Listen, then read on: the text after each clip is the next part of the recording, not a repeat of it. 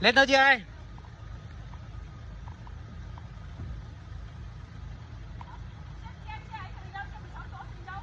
Ồ, khó xe 16 chỗ của mình ấy, chưa chắc xe 16 chỗ mình đã đi lên được.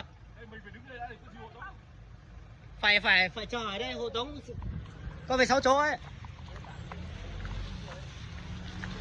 Đấy rồi, cút rồi.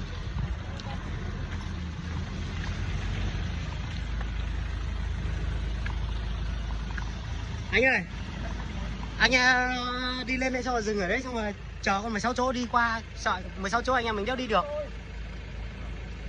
Sợ con 16 chỗ thôi chứ nào. Anh lên trên kia để đoàn này nó đi trước xong là mình chờ con 16 chỗ đó.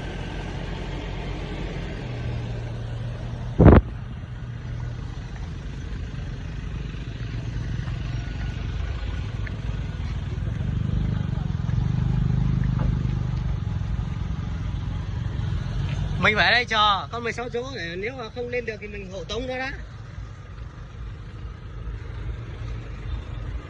Còn mấy con này thì đi tốt rồi.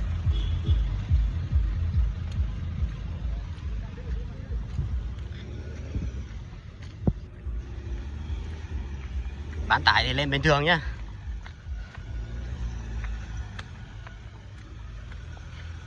Cổ vẫn là con 16 chỗ của đội mình nhá. Bây giờ mình vẫn đang chờ con 16 chỗ xem có lên được không.